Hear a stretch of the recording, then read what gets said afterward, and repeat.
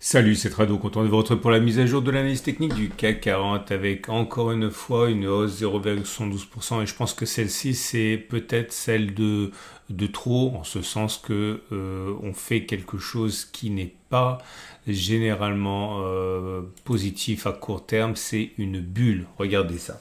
Une bulle, c'est quand vous avez une bougie entière, ok, au-dessus de la Bollinger supérieure ou en dessous de la Bollinger inférieure sans aucun contact avec la Bollinger supérieure. Ok, ça déclenche le setup trado bulle, mais attention, ça fonctionne beaucoup moins bien à la baisse qu'à la hausse. Ça, il faut le savoir et pour le savoir, il faut l'avoir backtesté. Mais on va dire que lorsque ça fonctionne, ça donne ceci. Voilà, vous voyez. Là vous avez une bulle. Alors ça c'est pas une bulle par exemple parce qu'on clôture bien au-dessus de la Bollinger supérieure, mais il y a un contact avec cette Bollinger supérieure. Là vous n'avez aucun contact, ça déclenche le setup trado bulle avec pour objectif d'aller chercher la M7, la M20. Bon là c'était absolument odieux, hein, mais c'est pas aussi grave que ça en général. J'essaie de vous montrer d'autres exemples. Là c'est pas bon parce qu'on a touché la Bollinger supérieure. Allez, un petit dernier pour la route. Voilà, ici il y a un double setup trado bulle 1, 2. On a poussé un petit peu, il ne faut pas mettre le stop de protection juste au-dessus, hein, parce que parfois il y a de l'inertie, et derrière une baisse. Alors jusqu'où? Généralement ça va chercher la M7, ok. Plus rarement ça va chercher la M20. Je vous montre un petit dernier quand même, voilà là. Alors ça n'est pas très bien, vous voyez, il y a un setup trado bulle, mais sans doute que votre stop de protection aurait été déclenché, puisque avant d'aller chercher la M7, la M20 et même la Bollinger inférieure, on est monté encore, hein. Donc j'attire vraiment votre attention sur le fait que 1, ça annonce statistiquement une correction. 2, la systématicité, je ne sais même pas si ça se dit, n'est pas aussi claire que le setup à la hausse. Ok, regardez encore ici. Bref, vous l'aurez compris, inutile de multiplier encore davantage. 1 à la hausse, tiens, setup trado bulle à la hausse. Bon bref, vous l'aurez compris, c'était ce qu'il ne fallait pas faire. Et on l'a fait, à savoir un setup trado bulle qui nous amène à considérer une baisse. C'est bien parce que d'ailleurs on m'a posé la question, on m'a demandé si j'ai renforcé ma position. Non, j'ai pas renforcé ma position depuis que je suis rentré ici à 72,44. Hein, c'est documenté tout ça. Hein, je le dis quand je le fais. Et justement, suite à la consolidation du jour, je risque de rentrer, enfin de renforcer. Hein. Mais je ne sors pas, par contre. Bon, je fais les choses de manière un petit peu décousue. La structure, elle est haussière. Là, vous voyez, maintenant, on a des pics qui sont ascendants. Enfin, elle n'est pas haussière, excusez-moi, elle est neutre parce qu'on a des pics qui sont ascendants, mais les creux qui séparent les mêmes pics sont descendants. Autrement dit, il n'y a pas de tendance, c'est neutre. On n'est pas comme ça, avec des pics et des creux ascendants, mais on n'est plus comme ça, avec des pics et creux descendants. Pour l'instant, encore une fois, on est neutre avec des pics ascendants et des creux descendants. Je vous montre l'état de la structure pour le SP500. Là, pour le coup, c'est vraiment aussi avec des pics qui sont ascendants. Ok, je vais y arriver. Voilà, des pics qui sont ascendants et des creux qui sont ascendants. La structure sur le Nasdaq également est haussière avec des pics et des creux qui sont ascendants.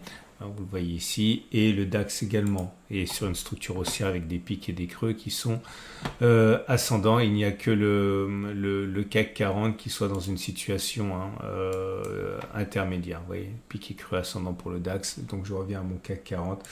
Bon, en tout cas, c'est pas mal. C'est pas mal, mais je vous dis que encore une fois, il risque d'y avoir une correction. La M7 est ascendante, donc la tendance immédiate est haussière. La M20 est ascendante, on est donc la tendance générale est haussière également. Par contre, la tendance de fond est neutre parce qu'on est au-dessus de la M50, mais elle descend encore. Et la tendance de long terme, elle est haussière, elle est baissière parce qu'on est en dessous de la M200 qui descend. J'aimerais aujourd'hui vous parler de deux choses. La première des choses, c'est le super trend. Regardez ici. On a cassé le super trend à la hausse et vous savez, c'est un signal que j'aime bien. Mais c'est pas le seul signal hein, haussier, mais je vais pas le backtester. Il y a l'Awesome Oscillator ici qui a délivré son signal haussier. Ici, là, vous voyez, il est passé au-dessus de 0. Néanmoins, je vais pas en parler parce que comme on est à la fin de l'année et que j'ai déjà testé ça, je sais que l'Awesome Oscillator, c'est du tout venant ici, hein. J'ai pas regardé en dessous, au-dessus de la M200, mais de manière générale, lorsque l'Awesome il délivre son signal qui passe au-dessus de 0, on a une chance sur 2 de faire R1. Ok, donc c'est vraiment pas significatif, donc c'est pas intéressant. Par contre, on va regarder ce que fait le super trend lorsque l'on casse le super trend à la hausse, comme c'est le cas ici. Vous voyez, quand on clôture au-dessus, il devient vert comme ça. Quand on casse à la hausse comme ici, il devient vert. Quand on le casse à la baisse, il devient rouge. comme ça, oh, ok, super trend haussier, super trend baissier. Mais là, j'ai filtré avec la M200 et j'ai regardé ce qui s'est passé, ce qui se passait les fois où on cassait le super trend à la hausse en étant en dessous de la M200. Et je vais vous montrer tout de suite un exemple qui a bien fonctionné. Là, vous voyez, on a cassé le super trend à la hausse au moment où le super trend était en dessous de la M200. Et j'ai mis 3 pouces verts. Pourquoi? Parce qu'une fois qu'on a cassé à la hausse, là, eh bien, on a fait au moins une clôture en plus-value. C'était 3 bougies après. Si on met le stop de protection sous les plus bas du super trend baissier. Hein. Excusez-moi, j'aurais dû commencer par ça. Lorsque vous avez le super trend qui est baissier, comme c'est le cas ici, vous prenez le plus bas, vous mettez votre stop de protection juste en dessous et vous voyez qu'avant d'avoir touché ça, on a fait une clôture au-dessus, on a même fait une fois et 2 fois à distance au stop de protection, puisque si on avait mis le stop de protection précisément en dessous, ça veut dire à moins 4,8, on a fait au moins 16, donc on a bien fait une clôture, une fois, 2 fois la distance au stop de protection. Voilà, c'est comme d'habitude, je suis obligé de le répéter parce qu'il y a toujours des nouveaux. Là par exemple, c'est un vert et 2 rouges, pourquoi? Parce qu'on a clôturé au-dessus, c'était ici, mais on n'a pas réussi à faire une fois la distance au stop de protection qui était 7,53, on n'a fait que 5,60 avant de toucher le stop de protection ici. Ok, bon, que du grand classique. Et je suis remonté jusqu'à l'origine du CAC 40. Là, j'en tiens pas compte parce qu'on est au-dessus de la M200. Vous voyez, ça ne correspond pas à mon filtre. Donc en fait, je regardais ce qui se passe lorsqu'on a ce signal et qu'on est en tendance de long terme baissière comme actuellement. Ok. Donc je fais défiler. Et voilà, on est en 1987. Et les conclusions sont les suivantes. Après 51 occurrences, peut-on envisager, suite au signal que l'on a eu hier, enfin aujourd'hui, d'avoir une clôture au-dessus du niveau de clôture d'aujourd'hui? La réponse est oui, très clairement, 94%. Autrement dit, ça a fonctionné 48 fois, ça a échoué 3 fois. Bref, si vous êtes en position, il n'y a pas d'urgence à sortir. Normalement, statistiquement, on devrait clôturer plus haut qu'aujourd'hui. Ça, c'est pour les gens comme moi qui auraient déjà acheté. Il n'y a pas d'urgence a priori. Okay. Peut-on envisager de faire une fois la distance au stop de protection, c'est-à-dire aller chercher, je l'ai dit, ça se passe ici, pardon, je vais y arriver, là. Peut-on envisager de faire 7,53, non, pardon, 5,20 avant de faire moins 5,20? La réponse est, bon, une chance sur deux, ça a fonctionné comme ça, 26 fois, ça a échoué 24 fois, autrement dit 52%.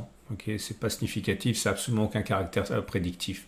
Mais c'est pas parce que c'est pas prédictif qu'on peut pas gagner de l'argent. La preuve, c'est que est-ce qu'on peut envisager de faire 2 fois la distance de protection, donc 10,40? La réponse est pas vraiment, c'est pas plausible. Ça a fonctionné 23, ça a échoué 27. Autrement dit, uniquement 46% des cas. Mais on aurait gagné 23 fois 200, puisqu'on gagne 2 fois ce qu'on a risqué. Ça fait 4600. 23 fois 2, ça fait 4600. On aurait perdu 27 fois 100, 2700. 4600 moins 2700, c'est pas mal du tout. Hein. Ça fait 1900 si mon calcul mental est correct. Et c'est donc rentable. Par contre, attention, quelque chose qui fonctionne dans 46% des cas, ce qui est le cas ici, c'est quelque chose qui est là. Donc ça veut dire que vous avez, par exemple, 54% de chance, vous avez 76% de chance, 3 chances sur 4, enfin 76% de chance d'avoir 7 trades perdants d'affilée.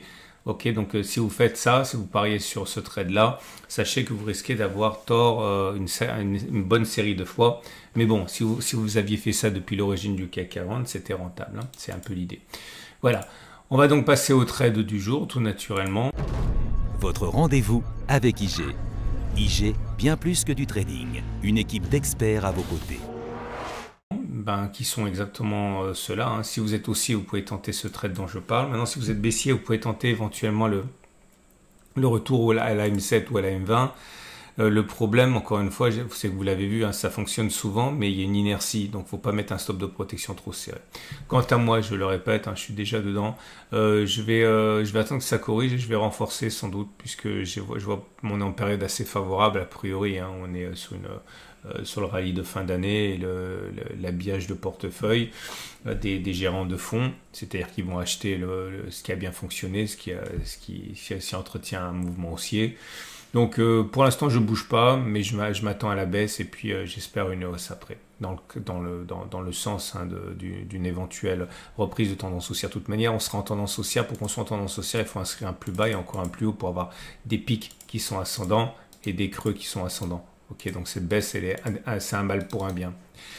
Excellente journée à tous. J'ai mis une petite vidéo lors de ma balade avec Daj sur faut-il mettre des stops de protection ou pas. Ça pourrait vous intéresser, c'est par transparence. Et vous avez plein de choses qui vous attendent dans l'onglet communauté de la chaîne YouTube, notamment des trades, des alertes et encore d'autres choses. Excellente journée. À demain pour la mise à jour.